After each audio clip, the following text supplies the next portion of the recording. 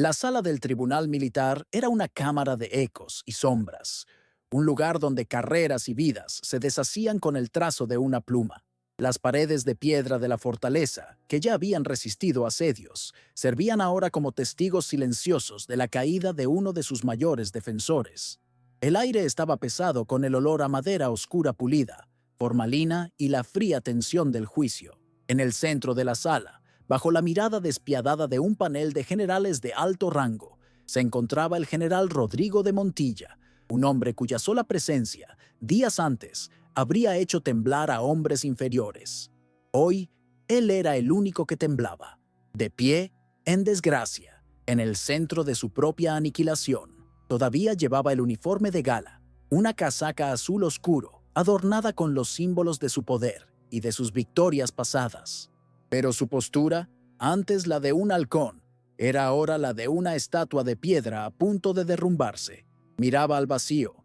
Sus ojos, que antes analizaban campos de batalla con una claridad genial, ahora estaban turbios de confusión y humillación. Era un león enjaulado, rodeado de sus pares, los mismos hombres con los que había cenado y brindado, que ahora lo miraban con una mezcla de desprecio, lástima y un miedo mal disimulado de que la misma desgracia pudiera caer algún día sobre ellos.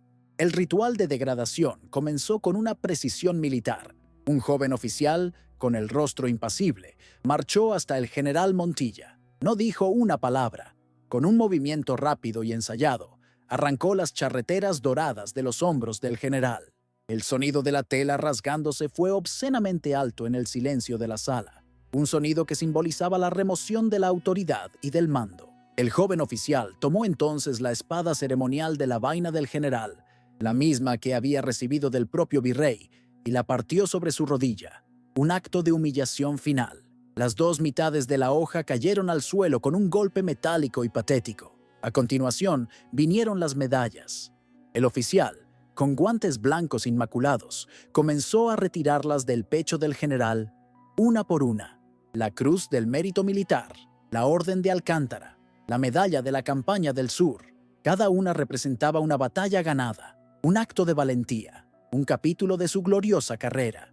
Las dejaba caer, con un tintineo frío e indiferente, en una bandeja de plata sostenida por un asistente. Con cada medalla que caía, el general parecía encogerse un poco más, el peso de su gloria siendo reemplazado por el peso aplastante de su vergüenza. Cuando su pecho quedó desnudo, ya no era un héroe, era solo un hombre viejo con un uniforme rasgado. El juez principal, un general anciano con una cicatriz en el rostro, se levantó para leer la acusación formal. Su voz era como el sonido de piedras chocando, desprovista de toda calidez. General Rodrigo de Montilla, comenzó. Este tribunal lo acusa del crimen más atroz que un soldado puede cometer. Se le acusa de alta traición, de conspirar con el enemigo, de entregar, consciente y deliberadamente, los secretos de su majestad a la misma rebelión que juró aplastar, de ser la causa directa de la catastrófica derrota de nuestras fuerzas y de la muerte de cientos de soldados leales. Como prueba, un escribano trajo al frente no a un testigo, sino un conjunto de pergaminos atados con una cinta roja. Los desenrolló sobre la gran mesa del juicio y un murmullo recorrió la sala. Eran mapas. Mapas hermosamente dibujados, detallados con una caligrafía precisa y elegante, inconfundiblemente la del propio general Montilla. Mostraban la topografía de la región, la ubicación de cada fuerte, de cada guarnición, de cada depósito de suministros. Eran los planes maestros de toda su campaña militar, el cerebro de su estrategia, ahora expuesto bajo la fría luz del tribunal.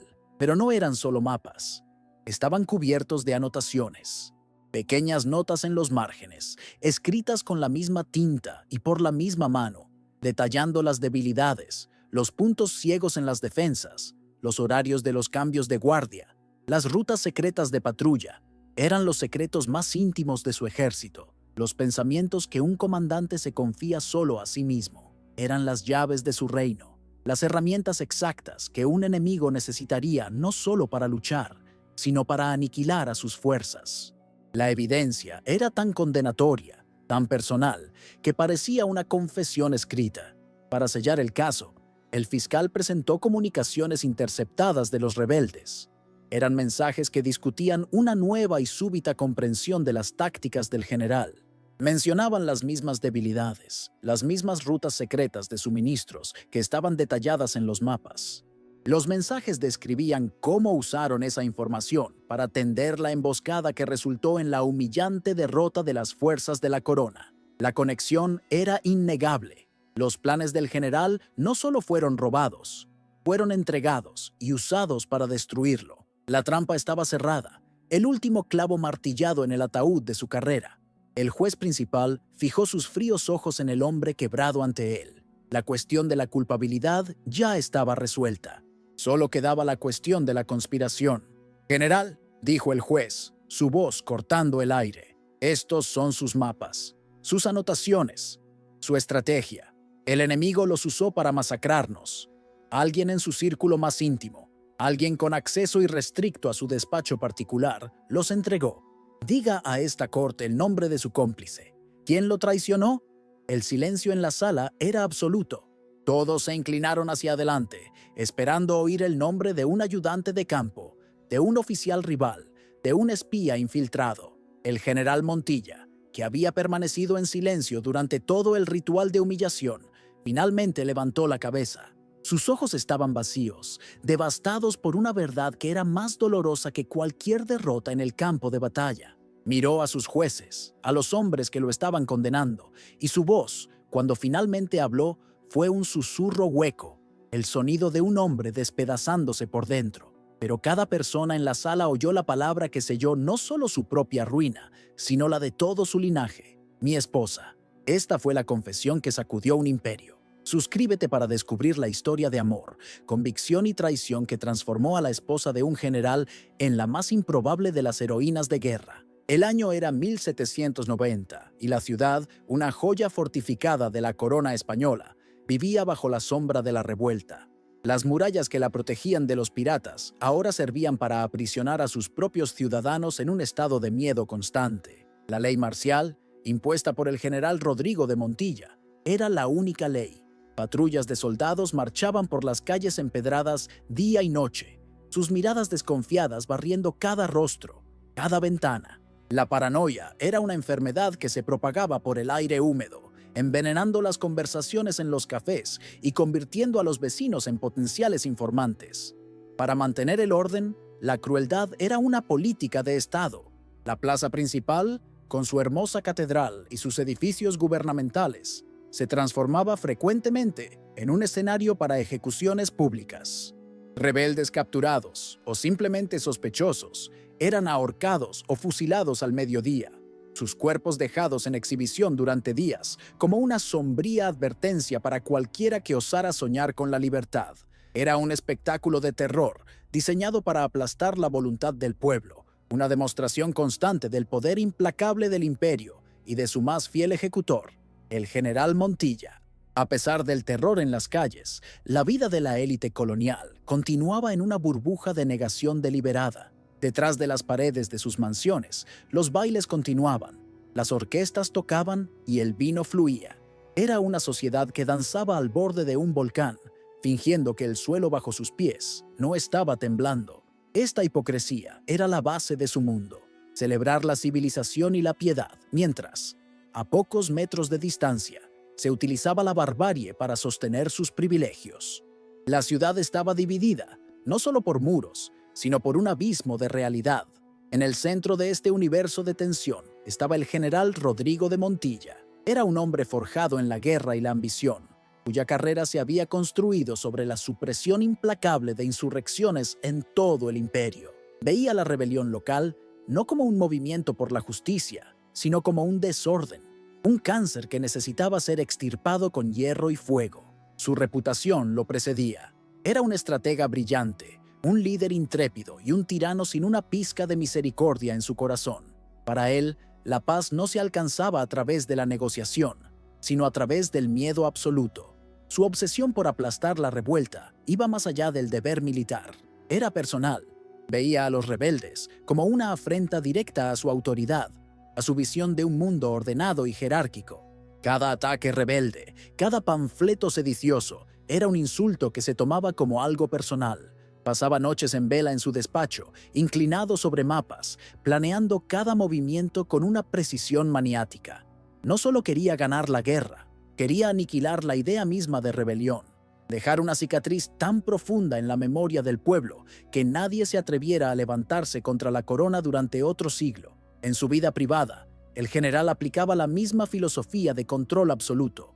Su matrimonio con doña Sofía, de 32 años, una mujer de notable belleza e inteligencia, había sido un arreglo estratégico. Pertenecía a una familia noble e influyente, y su presencia a su lado era un símbolo de su estatus, un adorno para su carrera. La trataba con una cortesía fría y distante en público, pero en privado era solo una más de sus posesiones, un objeto que debía mantenerse bajo estricta vigilancia y control, al igual que la ciudad que gobernaba. Subestimaba a su esposa de forma crasa y continua. Frecuentemente, realizaba reuniones de estrategia en su propia casa, discutiendo planes de batalla y movimientos de tropas en presencia de ella como si fuera un mueble. Nunca imaginó que ella escuchaba, que entendía, que la mente detrás de esos ojos que él consideraba meramente decorativos era tan o más estratégica que la suya. Su arrogancia era su mayor debilidad. Estaba ciego a la posibilidad de que la inteligencia pudiera existir en un recipiente que consideraba inferior, ya fuera un rebelde, un esclavo o su propia esposa. La residencia del general Montilla era un reflejo perfecto de su dueño, una fortaleza opulenta. Era una de las mansiones más grandes de la ciudad, situada en un terreno elevado, con muros altos y guardias armados en cada puerta. Por dentro, era un palacio de lujo, con salones repletos de arte europeo, tapices y muebles finos. Para el general, era su cuartel general, un santuario de poder y orden desde donde podía librar su guerra. Para Sofía, sin embargo, era la más hermosa y bien decorada de las prisiones. Cada ventana con rejas de hierro forjado, cada puerta cerrada con llave por la noche, cada guardia que la saludaba con una respetuosa venia, era un recordatorio de su condición. Podía tener todos los vestidos y joyas que deseara, pero no tenía libertad. Sus salidas eran controladas, sus compañías aprobadas por su marido. Vivía en una jaula de oro, y la belleza de su prisión solo hacía el cautiverio más sofocante. Ansiaba aire, conversaciones reales, un mundo que no estuviera regido por el miedo y la exhibición de poder. La vida pública de Sofía era una actuación de perfección. Como esposa del comandante militar, era la anfitriona de la ciudad. Sus bailes eran impecables, sus cenas legendarias. Presidía comités de caridad, visitaba hospitales y asistía a misa diariamente, proyectando la imagen de una dama piadosa, graciosa y totalmente dedicada al bienestar de la comunidad y a la carrera de su marido. Desempeñaba su papel con tanto talento que nadie, ni siquiera el general, sospechaba de la tormenta de descontento que se formaba bajo la tranquila superficie. Esa máscara de conformidad era su escudo. Detrás de ella, Sofía albergaba una mente inquieta y un alma rebelde. Desde la infancia, había devorado libros, no solo las novelas y la poesía consideradas apropiadas para una dama, sino también obras de historia, filosofía y, en secreto, estrategia militar. Encontraba en los relatos de grandes batallas y tácticas una complejidad y una emoción que le faltaban en su vida real. Entendía la lógica de la guerra, la importancia de la información y el arte del disimulo mejor de lo que nadie podría imaginar. Lo que alimentaba su rebelión silenciosa era lo que veía todos los días. Desde la ventana de su carruaje, de camino a la iglesia, veía los cuerpos colgados en la plaza.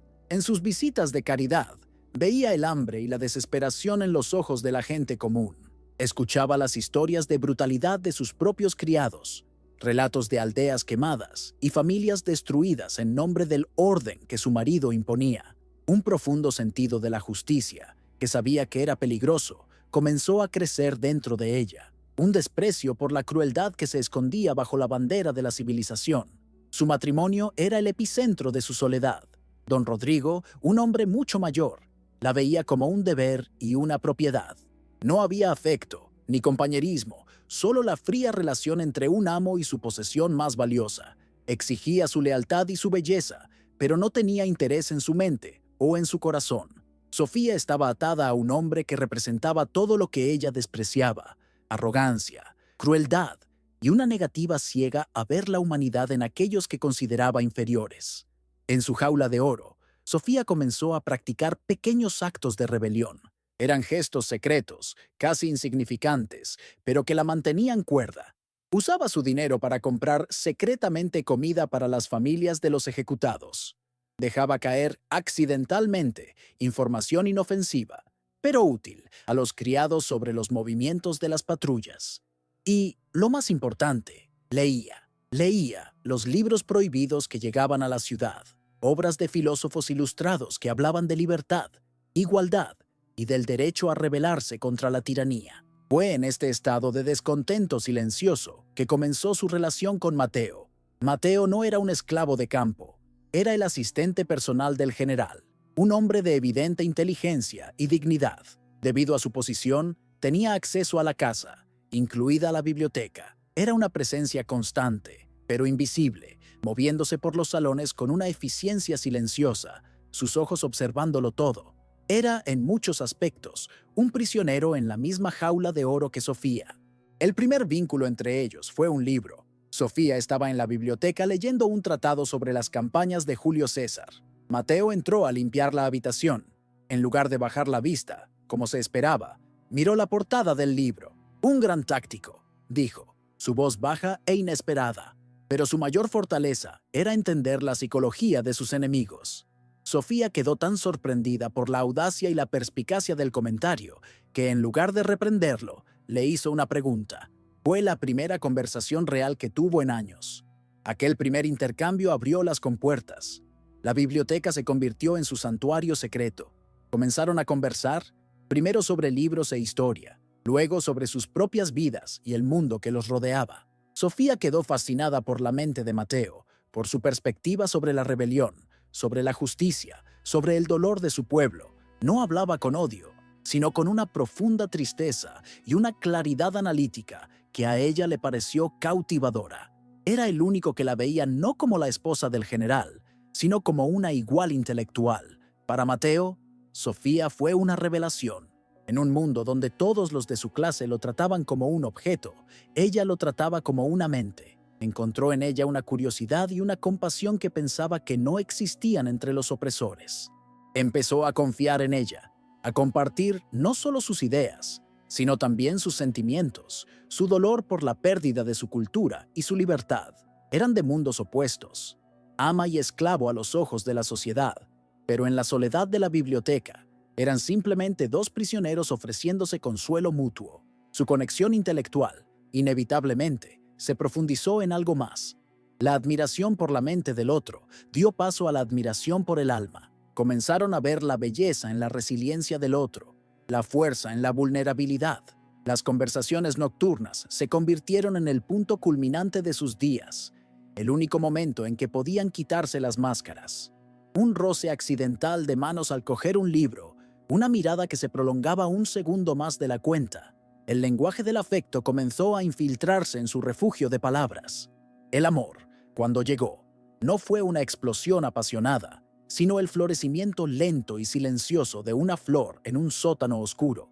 Nació de la comprensión mutua, del respeto y de la soledad compartida. Era un amor peligroso, un amor que era, en sí mismo, un acto de traición contra todo lo que el general Montilla representaba. Para Sofía, enamorarse de Mateo no fue una caída, sino un ascenso. Fue el acto que finalmente la despertó, que le dio una razón para luchar, no solo en teoría, sino por una persona real. Mientras su amor crecía en secreto, la guerra de afuera se intensificaba. El general Montilla, sintiendo que la rebelión ganaba fuerza, se volvió aún más brutal. Sus tácticas de contrainsurgencia eran despiadadas, resultando en la destrucción de aldeas enteras sospechosas de albergar rebeldes. Con cada nueva atrocidad que llegaba a sus oídos, el conflicto de Sofía se profundizaba. Estaba enamorada de un hombre cuya gente su marido estaba masacrando.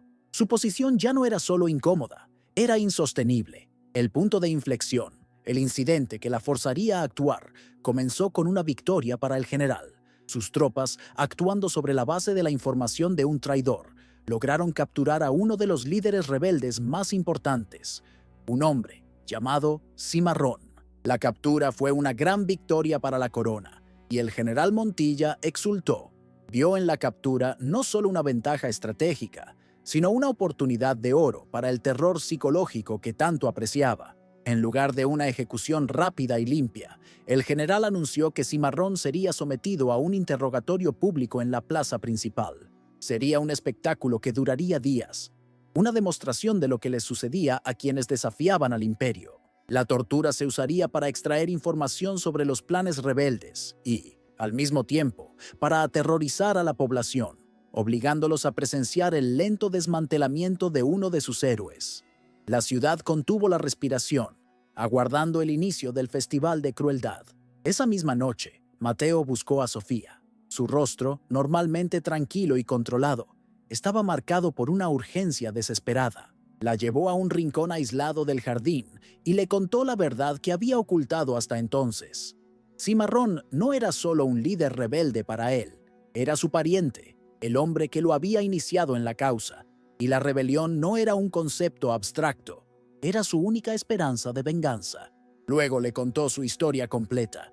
Le contó cómo, años antes, en una de las primeras campañas de pacificación del general Montilla, su aldea fue incendiada y su familia, sus padres, su esposa, su hijo pequeño, fue masacrada por las tropas del general. Fue tomado como esclavo, su identidad borrada, y lo asignaron por una cruel ironía del destino a servir al mismo hombre que había destruido su mundo. Su posición como asistente del general era, en realidad, su tapadera como espía para la rebelión. La revelación golpeó a Sofía con la fuerza de un golpe físico. El hombre que amaba no era solo un esclavo que deseaba la libertad, era un soldado en una guerra secreta, un hombre cuyo dolor reflejaba el dolor de miles de otros. Y su marido, el hombre con quien compartía cama, no era solo un comandante severo, era el asesino de la familia de su amado. El abismo entre sus dos mundos se volvió insalvable y se dio cuenta de que estaba parada justo al borde de él. Mateo continuó, su voz baja y llena de dolor. La captura de Cimarrón es el fin para nosotros, dijo. Él sabe demasiado. Si se quiebra bajo la tortura, y lo hará, el general descubrirá todos nuestros campamentos secretos, nuestras rutas, nuestros planes. Será una masacre. La rebelión será aplastada para siempre. La miró, sus ojos suplicantes. Pero hay una esperanza, una única oportunidad. Los planes de tu marido, sus mapas. La sugerencia flotó en el aire entre ellos, peligrosa y llena de posibilidades.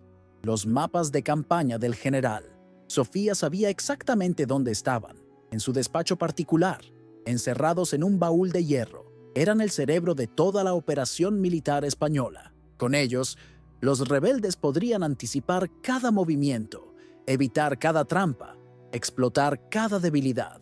Sin ellos, la rebelión estaba condenada. Con ellos, tenía una oportunidad de luchar.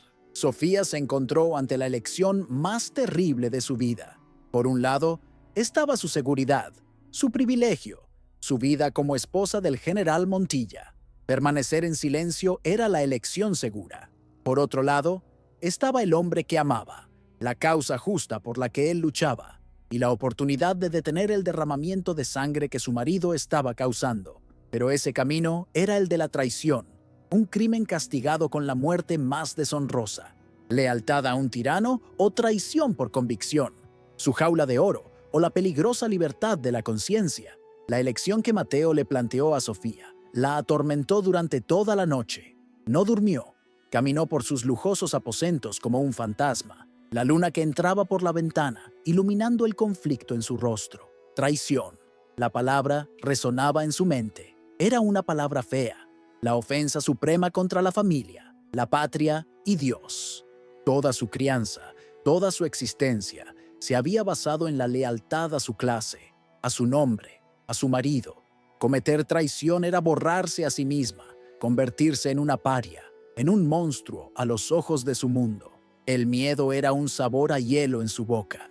Pensó en la plaza principal, en los cuerpos colgados, en la mirada vacía de los condenados. Pensó en la tortura, en la humillación pública, en el fin agonizante que le esperaría si la descubrían. Por un momento, la seguridad de su jaula de oro le pareció casi soportable. Podía cerrar los ojos, como siempre había hecho. Podía ignorar los gritos, olvidar la revelación de Mateo, seguir desempeñando su papel de esposa trofeo. Era el camino de la supervivencia, el camino de la cobardía que tantos de sus pares seguían cada día. Pero entonces pensó en Mateo, pensó en su coraje silencioso, en el dolor que cargaba por la pérdida de su familia. Pensó en el amor que había florecido entre ellos, el único sentimiento verdadero y honesto que había experimentado jamás. Y pensó en la injusticia, en la brutalidad de su marido, en la hipocresía de su mundo. Permanecer en silencio no era solo cobardía, era complicidad, era elegir el bando del monstruo. Al amanecer, cuando los primeros rayos de sol tocaron su balcón, la decisión estaba tomada. No elegiría la seguridad, elegiría su conciencia, lo elegiría a él. Al día siguiente, encontró a Mateo en la biblioteca. No necesitó palabras. Él vio la resolución en sus ojos, el cambio de una mujer asustada a una conspiradora decidida. «Voy a ayudar», dijo, su voz un susurro firme. «Dime qué debo hacer». En ese momento, su pacto quedó sellado. Ya no eran solo amantes en secreto, eran aliados en una guerra, compañeros en un acto de traición que podría salvar una revolución o costarles todo. Un nuevo tipo de intimidad, la de los conspiradores que comparten un secreto mortal, los unió aún más. Fue Sofía, con su mente estratégica oculta, quien asumió el liderazgo de la planificación. «La violencia no funcionará», explicó. «Necesitamos usar la mayor arma de mi marido en su contra, su arrogancia». Comenzó a trazar un plan. El objetivo eran los mapas de campaña. Sabía que el general los guardaba en un baúl de hierro en su despacho particular y que la llave estaba en un compartimento secreto de su escritorio. La dificultad no era solo robar los mapas, sino hacerlo sin levantar sospechas inmediatas, dándoles tiempo suficiente para escapar. La oportunidad perfecta, se dio cuenta, sería un evento que el propio general crearía. «Hará una fiesta», le dijo a Mateo. «Después de la ejecución de Cimarrón, dará un gran baile para celebrar su victoria y para lucirse ante la élite. La casa estará llena de gente, la seguridad se centrará en los invitados, y él estará distraído por el vino y los elogios. Será nuestra única oportunidad». Su capacidad para prever los movimientos de su marido, nacida de años de observación silenciosa, era ahora su mayor ventaja táctica. Mientras Sofía planeaba el robo, Mateo planeaba la huida. Usando contactos secretos que mantenía en la ciudad, comenzó a trazar una ruta de escape. No sería una huida simple. La ciudad estaba bajo toque de queda, con centinelas en cada esquina y en las puertas de las murallas.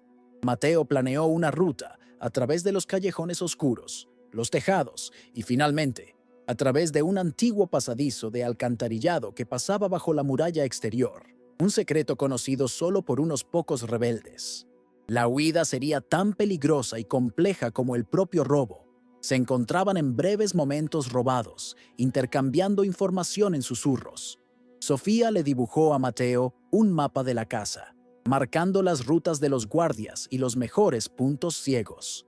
Mateo le describió a Sofía los puntos de encuentro y las señales que usarían. La tensión los unía. Cada mirada intercambiada en público, cada palabra codificada, era parte de su peligroso juego.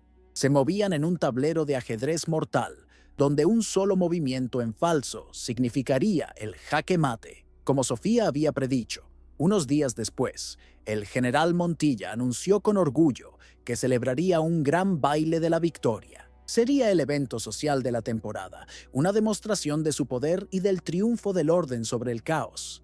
Toda la élite colonial fue invitada. El general, ciego por su propia arrogancia, estaba creando personalmente el escenario perfecto para su propia ruina. La noticia del baile les dio a Sofía y a Mateo un plazo final y un enfoque claro para sus preparativos. La cuenta atrás había comenzado. Mientras la mansión se llenaba de preparativos para la fiesta, flores, músicos, pedidos de comida y vino, la ciudad se llenaba de horror. La tortura pública de Cimarrón comenzó en la plaza principal. Todos los días, Sofía se veía obligada a escuchar los informes, las descripciones de los tormentos infligidos al pariente de Mateo. Cada detalle que llegaba a sus oídos, el uso de tenazas al rojo vivo, el estiramiento de sus miembros, servía para endurecer su resolución.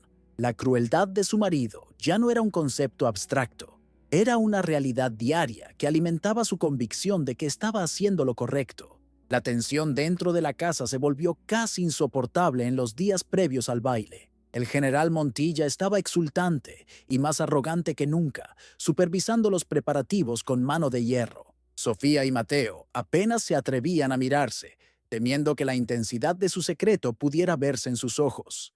Hubo momentos de pánico puro, como cuando el general casi sorprende a Sofía cerca de su despacho, y ella tuvo que inventar una excusa poco convincente sobre la decoración. Cada día que pasaba sin ser descubiertos era un pequeño milagro. La víspera del baile, Sofía llevó a cabo la parte más arriesgada de su plan. Mientras el general dormía, se deslizó en su despacho. Con el corazón latiendo descontroladamente, encontró la llave del baúl en el compartimento secreto. No la robó, pues su desaparición se notaría. En cambio, usando un trozo de cera que había preparado, hizo un molde perfecto de la llave. Fue un audaz acto de espionaje, realizado bajo las narices del hombre que se consideraba el maestro de la vigilancia. Al mismo tiempo, Mateo hacía sus preparativos finales. Usó un mensajero de confianza para enviar un mensaje codificado a sus contactos rebeldes, informándoles de la noche y la ruta de huida. Preparó un pequeño paquete con ropas sencillas para Sofía y para sí mismo, y lo escondió cerca del pasadizo de alcantarillado. Afiló un pequeño cuchillo, su única arma. Todo estaba listo. Ya no había vuelta atrás. El destino de la rebelión y de sus propias vidas se decidiría en las próximas 24 horas. Llegó la noche del baile de la victoria. La residencia del general Montilla estaba deslumbrante, un faro de luz y música en una ciudad sombría. Carruajes depositaban un flujo constante de invitados vestidos con sus mejores galas. El propio general estaba radiante en su uniforme de gala, recibiendo las felicitaciones por su victoria. Sofía, a su lado, era la imagen de la anfitriona perfecta. Llevaba un deslumbrante vestido de seda y una sonrisa encantadora, una máscara que ocultaba el terror y la determinación que guerreaban en su interior. Mateo, vestido con su librea de siervo, se movía silenciosamente entre los invitados, sirviendo vino. Sus ojos, sin embargo, no estaban en las copas, sino en las rutas de escape, en los guardias, en los relojes. Él y Sofía habían acordado una señal. Durante el discurso principal del general, el momento en que toda la atención se centraría en él, sería la hora de actuar. Con cada minuto que pasaba, la tensión aumentaba, estirando sus nervios hasta el punto de ruptura. La atmósfera festiva de la sala era, para ellos, la calma antes de la tormenta que ellos mismos iban a crear. Finalmente, llegó el momento. El general Montilla golpeó su copa con un cuchillo, pidiendo silencio para su discurso. La orquesta se detuvo, y los invitados se giraron hacia él. Con una copa de vino en la mano, comenzó a hablar, su voz resonando con orgullo y autosatisfacción. Habló de gloria, de deber, de la fuerza del imperio. Mientras hablaba, los ojos de Sofía se encontraron con los de Mateo al otro lado de la sala abarrotada. Fue una mirada que duró solo un segundo, pero que contenía todo un universo de miedo, amor y promesa. Esa era la señal. Mientras todos los invitados estaban cautivados por el arrogante discurso de su marido, Sofía se apartó discretamente de la multitud. Se movió con la gracia de una anfitriona que iba a comprobar un detalle en la cocina, su movimiento pasando desapercibido para todos, excepto para Mateo. Se deslizó por un pasillo lateral, el sonido de la voz de su marido haciéndose más débil tras ella. Se dirigía al despacho, al corazón del poder de su enemigo, para arrancar sus secretos. La parte más peligrosa del plan estaba en marcha. El plan estaba trazado, pero el peligro era inmenso. ¿Crees que logrará robar los mapas y escapar? Comenta tu predicción. Deja un like si estás de su lado y sigue viendo para presenciar el clímax de esta historia. Mientras la voz de su marido resonaba por el salón de baile, llena de orgullo y arrogancia, Sofía se deslizó hacia las sombras de un pasillo lateral.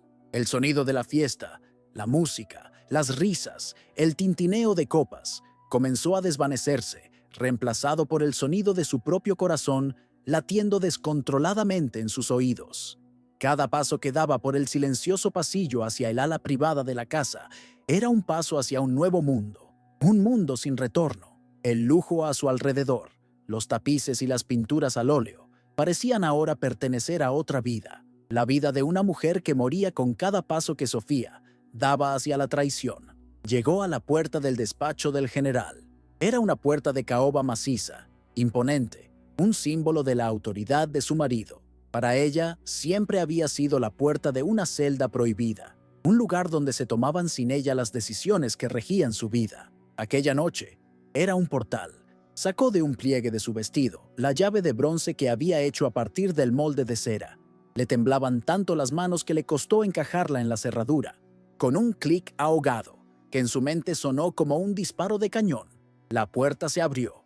El despacho del general era el santuario de su poder. El aire olía a cuero, tabaco cubano y cera de lacre. Grandes mapas de otras campañas cubrían las paredes y un enorme globo terráqueo reposaba en un rincón. En el centro de la habitación, como un altar de guerra, estaba el gran escritorio de su marido y, junto a él, el objeto que había venido a buscar, un pesado baúl de hierro donde guardaba sus planes más secretos. Por un momento, la magnitud de lo que estaba haciendo la paralizó. Estaba en el corazón del poder de su enemigo, el hombre con quien compartía cama. La vacilación duró solo un instante. La imagen del rostro torturado de Cimarrón y el recuerdo del dolor en los ojos de Mateo la impulsaron hacia adelante. Se arrodilló ante el baúl e introdujo la segunda llave que había preparado. La cerradura era más compleja, pero el molde había sido perfecto. Con un leve crujido, la pesada tapa se abrió. Dentro, sobre un forro de terciopelo rojo, estaban los pergaminos. Eran los mapas maestros de la campaña, el cerebro estratégico del general Montilla, la clave para la victoria o la derrota en la guerra que asolaba la provincia. Con manos temblorosas, Sofía cogió los mapas. El pergamino era pesado, real. Sostenerlos era sostener el destino de cientos, quizás miles de vidas. El peso de su traición era algo físico, una carga que sentía en sus hombros. Ya no era solo una esposa descontenta, era una espía, una traidora a la corona, una pieza fundamental en una guerra que hasta entonces solo había observado desde lejos. Rápidamente escondió los voluminosos pergaminos bajo la capa de su vestido, su corazón martilleando contra sus costillas. Cuando se levantó para irse, oyó voces que se acercaban por el pasillo. Un pánico helado recorrió sus venas. Eran dos oficiales, riendo y conversando mientras se dirigían al balcón. Se arrojó a las sombras detrás de una pesada cortina, apagando la pequeña vela que había traído consigo. El despacho se sumió en una oscuridad casi total. Contuvo la respiración, rezando para que no decidieran entrar. Los pasos vacilaron fuera de la puerta durante una eternidad antes de continuar, el sonido de sus voces alejándose por el pasillo. Aprovechando la oportunidad, Sofía salió de su escondite y se deslizó fuera del despacho, cerrando la puerta silenciosamente tras de sí. Deshizo sus pasos por el pasillo, su cuerpo moviéndose por puro instinto. Al acercarse al salón de baile, los sonidos de la fiesta la golpearon de nuevo. Un mundo de extraña normalidad que acababa de dejar atrás para siempre. Con una última mirada al brillo y la música, se dio la vuelta y se dirigió a las puertas traseras, al punto de encuentro acordado en los oscuros jardines. La primera parte de su misión estaba completa. Mateo la esperaba en las sombras de una vieja arboleda de magnolias, su rostro una mancha pálida en la oscuridad. Cuando ella se acercó, él dio un paso adelante, una pregunta silenciosa en sus ojos. Sin una palabra, Sofía sacó los mapas de debajo de su capa y se los entregó. Sus manos se tocaron durante el intercambio, un contacto que fue a la vez una despedida de su antigua vida y el sello de su nuevo pacto. Mateo escondió los mapas en su propia ropa y el peso de la traición fue transferido. Ahora, ambos eran fugitivos. En un rincón aún más oscuro del jardín, cerca del muro trasero, Mateo había escondido un pequeño paquete. Eran ropas sencillas de campesinos, ásperas y anónimas. Rápidamente, se despojaron de sus identidades. Sofía se quitó su caro vestido de seda, dejándolo en el suelo como la piel desechada de una serpiente. Mateo se quitó su librea de siervo, vestidos con las ropas de los oprimidos. Ya no eran la esposa del general y su esclavo. Eran solo un hombre y una mujer, iguales en su condición de fugitivos, listos para enfrentar la noche. La huida por la ciudad fue una prueba de nervios. La ley marcial significaba toque de queda, y las calles estaban repletas de patrullas de soldados. Mateo, que conocía la ciudad como la palma de su mano, los guió por una red de callejones estrechos y pasadizos olvidados. Se movían como ratas en la oscuridad, pegados a las paredes frías, conteniendo la respiración cada vez que se acercaba el sonido de botas o el brillo de una antorcha. Cada esquina era un peligro, cada plaza abierta, un potencial campo de muerte. El sonido constante de sus propios corazones latiendo era la banda sonora de su huida. Una vez, una patrulla dobló una esquina inesperadamente y tuvieron que zambullirse en una pila de barriles vacíos, permaneciendo inmóviles mientras los soldados pasaban a centímetros de distancia, sus conversaciones perezosas sonando obscenamente altas en el tenso silencio. El olor a basura y agua estancada llenaba sus fosas nasales. El perfume de su nueva vida de fugitivos, un crudo contraste con los aromas a vino y flores de la fiesta que acababan de dejar. Finalmente, llegaron a su destino, una sección remota de la gran muralla de la ciudad. Escondida detrás de una rejilla de alcantarilla suelta, estaba la entrada a un antiguo túnel de drenaje. Era su única salida.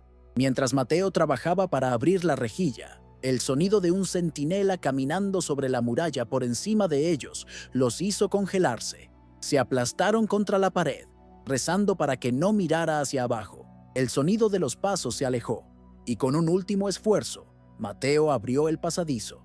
El descenso al túnel de alcantarillado fue un descenso al infierno. El olor era abrumador, una mezcla de desechos humanos y agua estancada. La oscuridad era total, y tenían que moverse lentamente, con las manos en las paredes resbaladizas y húmedas, el agua helada y sucia, subiendo hasta sus rodillas.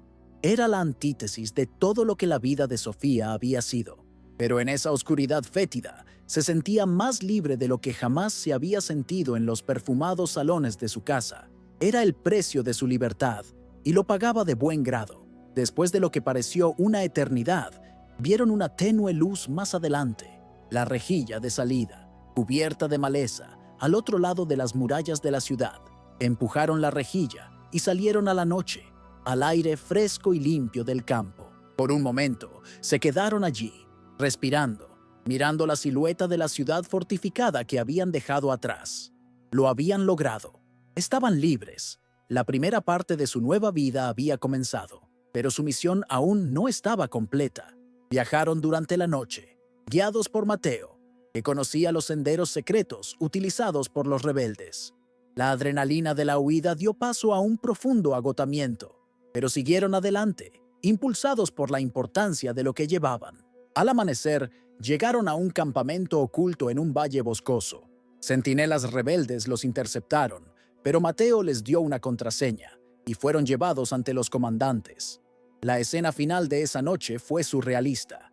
Los líderes rebeldes, hombres rudos y curtidos por la guerra, miraron con desconfianza a la mujer de rasgos nobles que los acompañaba. Entonces, Mateo abrió su túnica y colocó los pergaminos sobre la rústica mesa. Los ojos de los comandantes se abrieron con incredulidad al reconocer el sello del general Montilla.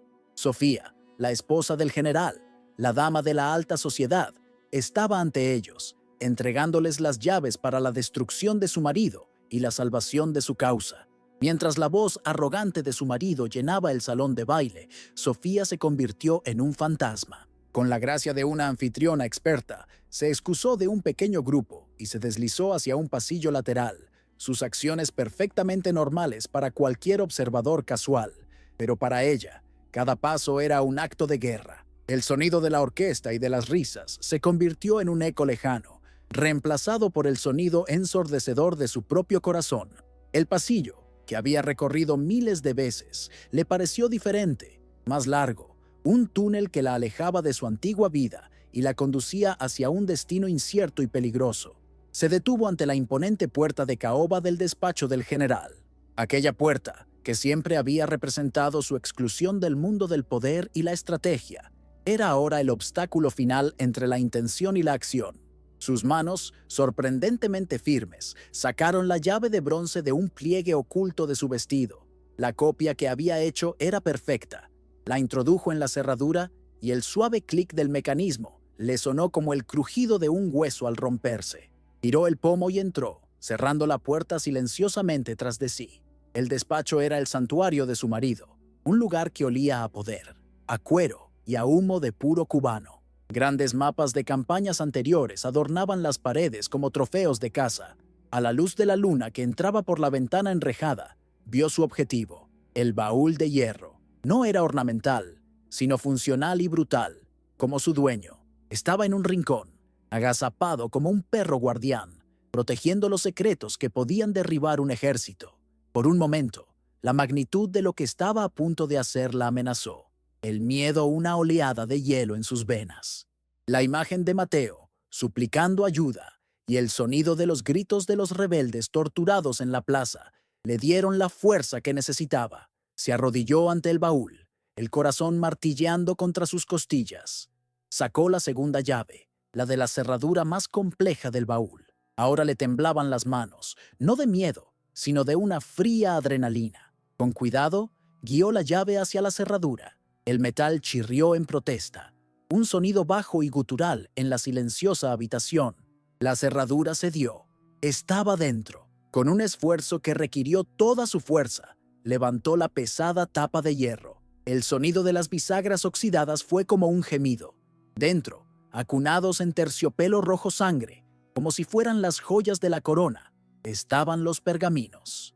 Eran decenas, enrollados y atados con cintas con los colores de España. Eran los mapas maestros, el cerebro de su marido transferido al papel, la clave del dominio de la región.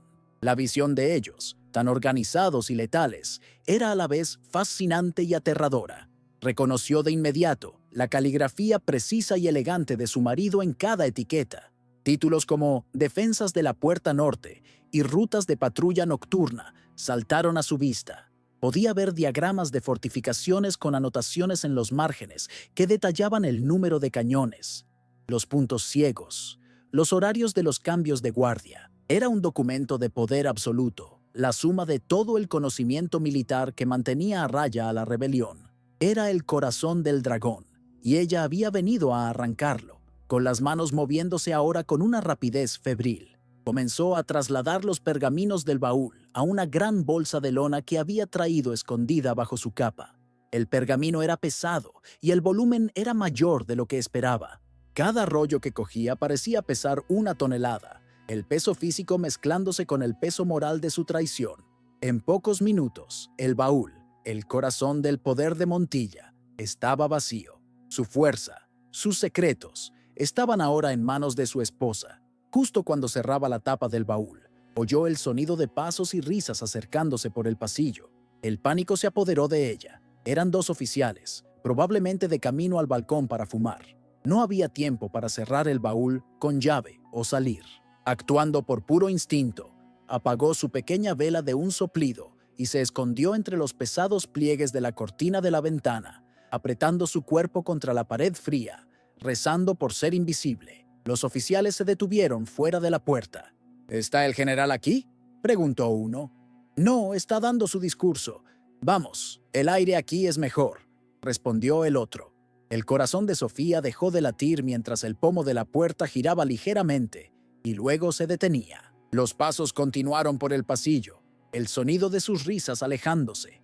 Esperó una eternidad en silencio antes de atreverse a respirar de nuevo. La suerte, o quizás la justicia, estaba de su lado. Sin perder un segundo más, salió de su escondite, cerró con llave el baúl y la puerta del despacho y deshizo sus pasos por el pasillo. Con cada paso, el sonido de la fiesta se hacía más fuerte, un mundo de surrealista normalidad al que ya nunca pertenecería. No regresó al salón. En su lugar, se desvió por un pasadizo de servicio, dirigiéndose a las puertas traseras que daban a los oscuros y silenciosos jardines. La oscuridad, que antes la asustaba, era ahora su aliada, su refugio. Mateo estaba exactamente donde había prometido, una sombra entre las perfumadas magnolias. Salió de la oscuridad al sentirla acercarse, su rostro tenso por la expectación. No se intercambió ninguna palabra. El momento era demasiado peligroso para los sonidos. Sofía simplemente le entregó la pesada bolsa de lona. Él la tomó, el peso de los mapas y de la responsabilidad transferido ahora a sus hombros. Por un instante, sus manos se tocaron, un breve contacto que selló su destino compartido como traidores y fugitivos. En un pabellón de jardín abandonado, llevaron a cabo su transformación final. Mateo había escondido allí un paquete con ropas sencillas de campesinos. Con una urgencia silenciosa, Sofía se deshizo de su caro vestido de seda, dejándolo en el suelo como una cáscara vacía. Mateo se quitó su librea de siervo, el uniforme de su esclavitud. Vestidos con las ropas ásperas y anónimas del pueblo, se volvieron iguales. Ya no la dama y el esclavo, sino un hombre y una mujer, unidos por un propósito peligroso y una frágil esperanza de libertad. El viaje a través de la ciudad sitiada fue una lección de terror. Mateo la guió con una confianza nacida del conocimiento de los oprimidos. Se colaron por callejones olvidados, donde la basura se amontonaba y el olor era casi insoportable. Se movían de sombra en sombra, sus cuerpos pegados a las paredes frías, sus oídos atentos al menor sonido de botas de soldados sobre los adoquines. La ciudad, que Sofía solo conocía desde su carruaje, se reveló como un laberinto de peligro y oscuridad. En una plaza mal iluminada, casi fueron descubiertos. Una patrulla de 4 soldados apareció por una calle lateral, sus antorchas proyectando sombras danzantes y amenazadoras. Mateo jaló a Sofía hacia el oscuro hueco de una puerta, cubriéndole la boca con la mano para ahogar su respiración jadeante. Los soldados pasaron a pocos metros, sus voces altas y sus risas resonando en la noche. El olor a alcohol y sudor les llegó. Fueron los segundos más largos de sus vidas. Finalmente, llegaron a la muralla exterior de la ciudad, en una zona raramente patrullada cerca del matadero. Escondida por un montón de basura y maleza, estaba la rejilla de hierro de un antiguo túnel de alcantarillado. El metal estaba oxidado y pesado. Juntos, en un tenso silencio y con un tremendo esfuerzo, lograron levantarla lo suficiente para crear una pequeña abertura. El sonido del metal raspando contra la piedra le sonó como un grito, pero nadie pareció oírlo. El descenso fue una inmersión en la oscuridad y la suciedad. El olor que subía del agujero era fétido, una mezcla de desechos y agua estancada que hizo que Sofía se ahogara. Pero no había vacilación en sus ojos. Miró por última vez la ciudad de su prisión y luego siguió a Mateo al interior del túnel. Era el bautismo de su nueva vida. Dejaba atrás el lujo, el estatus y la seguridad, cambiándolo todo por la oportunidad de tener una conciencia tranquila y una vida junto al hombre que amaba. La travesía por el túnel fue una dura prueba. El agua helada y sucia les llegaba a las rodillas, y la oscuridad era tan completa que tenían que guiarse por el tacto, con una mano en la pared resbaladiza. Las ratas pasaban rozando sus pies, y el sonido de su propia respiración resonaba de forma claustrofóbica. Pero con cada paso en esa inmundicia, se acercaban a la libertad. Entonces la vieron, una tenue luz más adelante, la luna brillando a través de una rejilla en el otro extremo. La visión les dio nuevas fuerzas. Salieron al otro lado de las murallas, jadeantes, sucios, pero libres. El aire nocturno del campo, fresco y limpio, nunca les pareció tan dulce. No se detuvieron a descansar. Guiados por Mateo, caminaron durante horas por senderos ocultos. Al amanecer, llegaron a un campamento rebelde escondido en las colinas. Ante los sorprendidos comandantes, hombres curtidos por la guerra, Sofía de Montilla, la esposa del general, abrió la bolsa y puso los mapas de su marido sobre la mesa. En una sola noche de traición y amor, había cambiado el curso de la guerra. En el campamento rebelde, la incredulidad inicial dio paso a un examen febril de los mapas. Los comandantes, hombres que solo conocían al general Montilla como un monstruo implacable, no podían comprender el acto de su esposa. Sospechaban de una trampa, de una elaborada artimaña para atraerlos a la aniquilación. Durante horas, compararon los mapas de Montilla con sus propios conocimientos fragmentados del terreno y de las posiciones enemigas. Cada detalle verificado, cada punto débil confirmado, transformaba la desconfianza en un asombro creciente. La traición de la mujer del general no era una trampa, era un milagro. Cuando salió el sol, la atmósfera en el campamento se había transformado. La desesperación que los había atormentado durante meses fue reemplazada por una esperanza feroz y electrizante. Por primera vez, no estaban reaccionando a los movimientos del general. Se le habían adelantado. Tenían en sus manos el guión completo de la guerra, el poder de anticipar cada ataque, de explotar cada vulnerabilidad.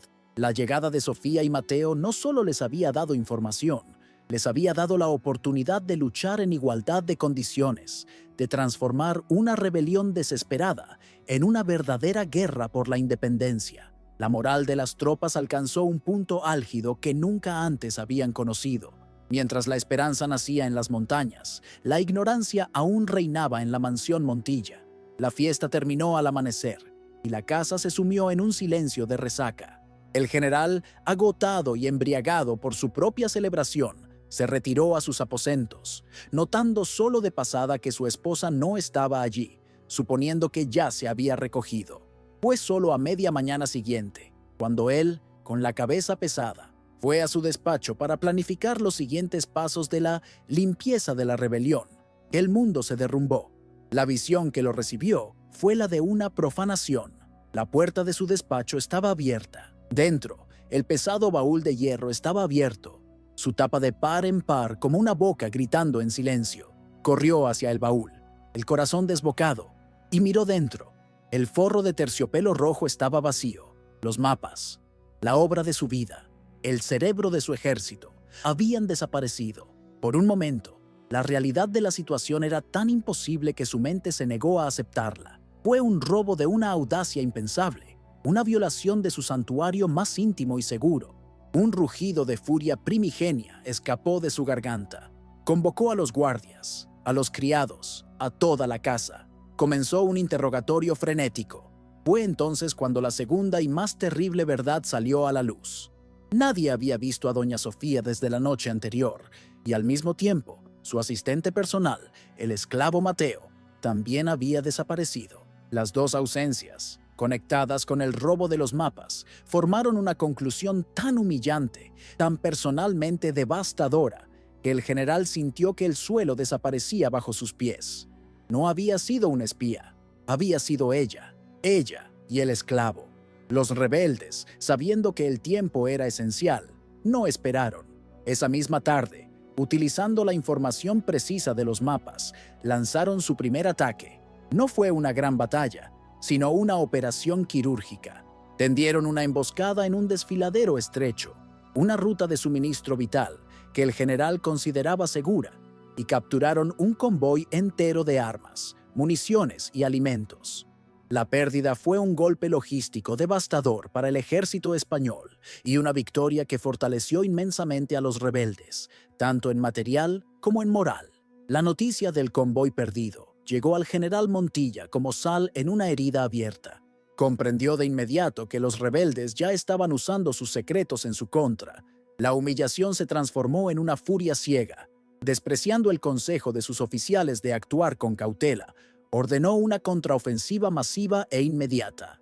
Reuniría a su fuerza de élite y marcharía directamente hacia lo que él creía que era el principal escondite de los rebeldes. Una información que ahora, irónicamente, podría ser una trampa. Necesitaba una victoria rápida y aplastante para borrar la vergüenza de su traición.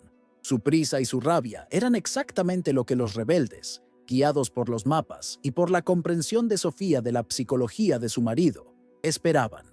El ataque del general no fue una sorpresa, era un movimiento previsto en su propio manual de tácticas. Los rebeldes lo atrajeron a un valle rodeado de colinas empinadas, un terreno que, en los mapas de Montilla, estaba marcado como peligroso y a evitar en enfrentamientos directos. El general, en su arrogancia, ignoró su propio consejo, convencido de que su fuerza superior podría aplastar cualquier resistencia en ese terreno desfavorable. La batalla fue una masacre. Cuando el ejército español estaba totalmente comprometido en el fondo del valle, las fuerzas rebeldes atacaron desde todas las direcciones, desde las cimas de las colinas. Era una trampa perfecta. Los soldados del general, atrapados en un terreno estrecho y sin ruta de escape, fueron diezmados por la artillería y los francotiradores rebeldes. La disciplina y la formación del ejército español se desintegraron en pánico. Fue una derrota total, una humillación estratégica completa, orquestada con la propia genialidad del hombre que estaban destruyendo. El general apenas logró escapar con vida, huyendo con los restos de su fuerza de élite. El regreso de los supervivientes a la ciudad fue una visión de desastre. La orgullosa fuerza del general Montilla quedó reducida a un grupo de hombres heridos, agotados y desmoralizados. La noticia de la catastrófica derrota se extendió como la pólvora, rompiendo el mito de la invencibilidad del general y sembrando el pánico entre la élite colonial. La autoridad de Montilla, que se basaba en el miedo y el éxito, se evaporó. Sus propios hombres lo miraban con resentimiento y sus pares con desprecio. En una sola batalla, había pasado de héroe a incompetente. La escala del desastre fue tan grande que no pudo ser ignorada por el alto mando en la capital del virreinato. Una derrota era una cosa, la aniquilación de una fuerza de élite era otra. Se inició de inmediato una investigación formal. Cómo los rebeldes, antes una fuerza guerrillera desorganizada, se habían convertido de repente en maestros de la estrategia, capaces de prever cada movimiento del general. La búsqueda de un traidor comenzó, y todas las miradas, inevitablemente, comenzaron a volverse hacia la historia cada vez más sospechosa de la desaparición de la esposa del general. Mientras la investigación oficial avanzaba, el general Montilla se desintegraba en su mansión. Estaba atrapado entre la furia impotente por su esposa y el miedo creciente a lo que los investigadores descubrirían. Se convirtió en un recluso, ahogando su humillación en alcohol y estallando en ataques de ira contra sus subordinados. El hombre que gobernaba la ciudad con puño de hierro ahora apenas podía gobernarse a sí mismo. Finalmente, llegó el golpe de gracia. Un mensajero oficial le entregó un pergamino sellado. Era una orden del virrey. Estaba formalmente destituido de su mando y convocado a presentarse para un juicio por alta traición. El viaje del general Montilla a su juicio fue la antítesis de todas sus marchas victoriosas. En lugar de cabalgar al frente de un ejército, viajó en un carruaje enrejado, prisionero del mismo sistema al que había servido con tanta lealtad brutal. En cada ciudad por la que pasaba, la gente, que antes le temía, ahora lo miraba con una mezcla de desprecio y curiosidad morbosa. Era el general traicionado por su esposa, una historia tan escandalosa y humillante que ya se había convertido en una leyenda susurrada. El hombre que vivía de su reputación ahora se veía obligado a soportar su destrucción en tiempo real, con cada mirada, con cada cuchicheo. El tribunal militar se constituyó no para descubrir la verdad, sino para ejecutar un ritual de purificación. El imperio necesitaba un chivo expiatorio para la catastrófica derrota, y el general Montilla, cuya negligencia había permitido la traición, era el candidato perfecto. La sala estaba llena de generales de semblante duro, hombres que eran sus rivales y que ahora se sentaban como sus jueces. Sus rostros, una mezcla de severidad oficial y satisfacción mal disimulada. Para ellos, la caída de Montilla era una oportunidad, la eliminación de una pieza poderosa del tablero de sus propias ambiciones. Las pruebas se presentaron con una formalidad fría y aplastante. Los mapas, su propia obra maestra estratégica, fueron desenrollados y exhibidos como el testamento de su desgracia. Se leyeron en voz alta informes detallados de la desastrosa batalla, cada palabra un clavo en su ataúd. El fiscal describió cómo las tácticas de los rebeldes reflejaban perfectamente las debilidades que solo Montilla y su círculo más íntimo podían conocer. La evidencia circunstancial era tan abrumadora que formaba una soga alrededor de su cuello. Entonces comenzó el espectáculo de la degradación, un proceso diseñado para despojarlo de su identidad, capa por capa. Un joven oficial, con el rostro desprovisto de emoción, marchó hacia Montilla. El silencio en la sala era tan profundo que el sonido de la tela rasgándose, cuando le arrancaron las insignias de su rango del uniforme, resonó como un disparo. Cada pieza de su identidad militar, cada símbolo de su poder, fue removido y desechado con un desprecio calculado, transformándolo, ante sus pares, de un comandante a un mero hombre. La espada ceremonial, símbolo de su honor y de su juramento al rey, le fue arrebatada de la vaina. El oficial la sostuvo en alto por un momento, para que todos la vieran, y luego, con un movimiento rápido y fuerte sobre la rodilla, la partió. El sonido del acero al romperse fue el sonido de la carrera de Montilla partiéndose. Las dos mitades de la hoja, que habían visto tantas victorias, fueron colocadas en una bandeja como los restos de un animal sacrificado. El general permaneció inmóvil, su rostro una máscara de piedra, pero una única lágrima silenciosa escapó de su ojo y trazó un camino por su mejilla. La humillación final fue la retirada de sus medallas. Una a una, el oficial las desprendió de su pecho, anunciando el nombre de cada una en voz alta, una cruel burla de sus glorias pasadas. «Por la valentía en la campaña del sur», dijo el oficial, dejando caer la medalla con un tintineo en la bandeja de plata. «Por el servicio ejemplar a la corona», continuó, con otro tintineo. La ceremonia fue una tortura lenta. Cada sonido metálico un recordatorio de lo alto que había llegado y de lo bajo que había caído. Cuando su pecho quedó desnudo, no era nada. El juez principal formuló entonces la pregunta final, la que todos esperaban. «General Montilla, la evidencia de que la traición provino de dentro de su casa es irrefutable. Para el registro final, este tribunal exige que nombre al traidor». La sala contuvo la respiración. La identidad de la fuente de la filtración era todavía, oficialmente, un secreto guardado por el alto mando. Necesitaban su confesión para sellar el caso y cerrar el escándalo de una vez por todas. Fue en ese momento cuando lo que quedaba del general Rodrigo de Montilla finalmente se quebró. Levantó la cabeza, sus ojos devastados encontrándose con los del juez.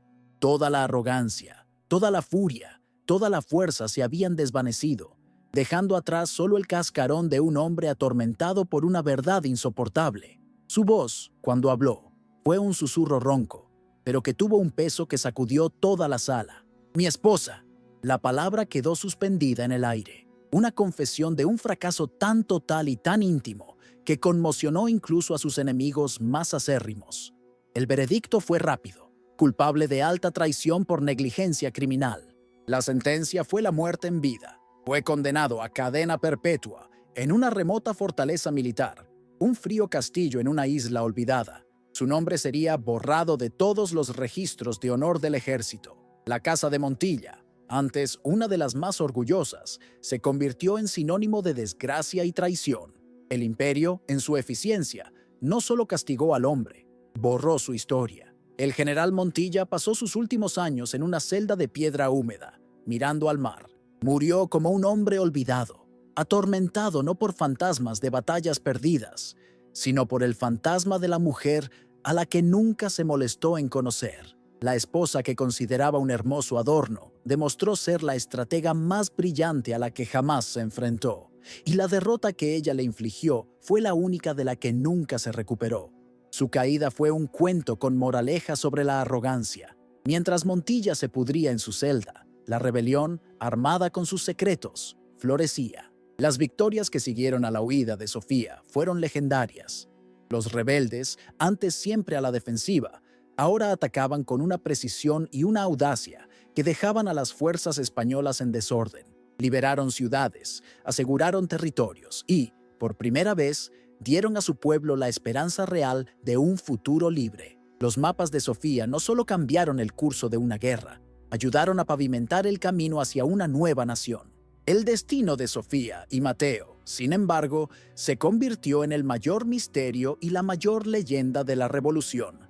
Después de entregar los mapas, desaparecieron. Nunca fueron encontrados. Ninguna recompensa, ninguna patrulla, ninguna investigación encontró jamás un solo rastro de ellos. Esa ausencia de un final fue lo que permitió que su historia se transformara en mito. No fueron limitados por un destino de carne y hueso.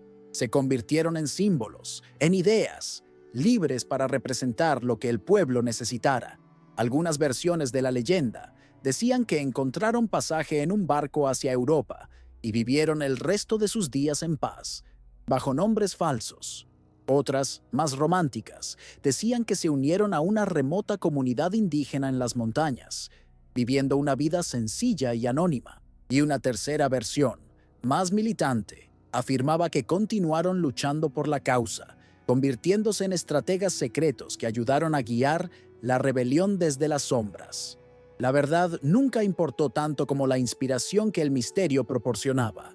La historia de su audaz huida y de su impacto decisivo en la guerra se convirtió en el mito fundacional de la revolución. Se contaba alrededor de las hogueras de los campamentos, se imprimía en panfletos secretos que circulaban por las ciudades, se cantaba en baladas prohibidas.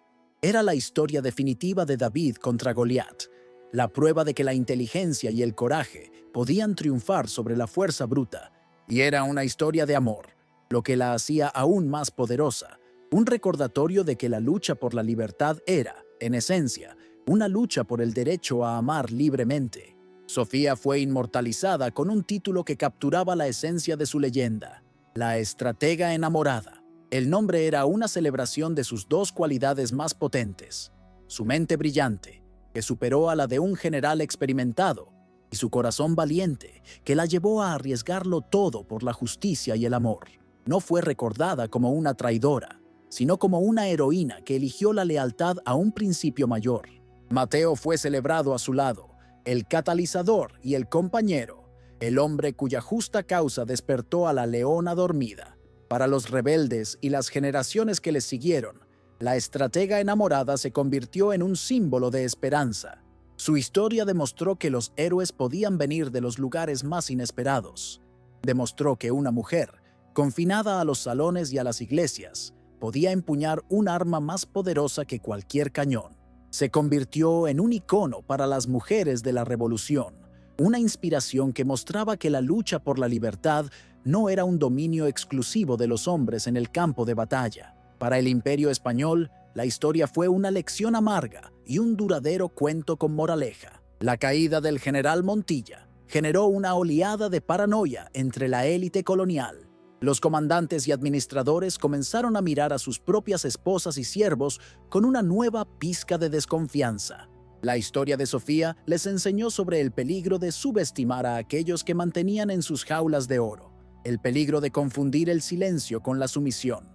La leyenda, en su esencia, trataba sobre la caída de la arrogancia. El general Montilla no fue derrotado por un ejército superior, sino por su propia incapacidad de ver la humanidad y la inteligencia en aquellos a quienes oprimía. Veía a una esposa hermosa, pero no veía a una mente estratégica. Veía a un esclavo obediente, pero no veía a un hombre con una causa. Esa ceguera, nacida del orgullo y el prejuicio, fue el defecto fatal que permitió que la conspiración floreciera justo bajo su techo. Así, el legado de Sofía y Mateo quedó cimentado. Se convirtieron en más que figuras históricas. Se convirtieron en una idea, la idea de que el amor puede ser la más potente de las armas políticas y que la traición a un sistema injusto es la forma más alta de lealtad a la humanidad. Su historia se convirtió en un himno para los oprimidos, un recordatorio de que, a veces, la llave para derribar una fortaleza está en manos del prisionero más inesperado. La estratega enamorada y su compañero se convirtieron en fantasmas en la historia, pero su impacto fue indeleble. Demostraron que una sola noche de coraje y traición puede alterar el destino de las naciones. Su leyenda es un testimonio del poder de la convicción contra la tiranía. ¿Qué es la verdadera lealtad? ¿Puede la traición ser un acto de justicia? Deja un like si esta historia te impactó. Suscríbete para más historias sobre los héroes y traidores más fascinantes de la historia. Comenta "Libertad" si crees que su elección fue la correcta.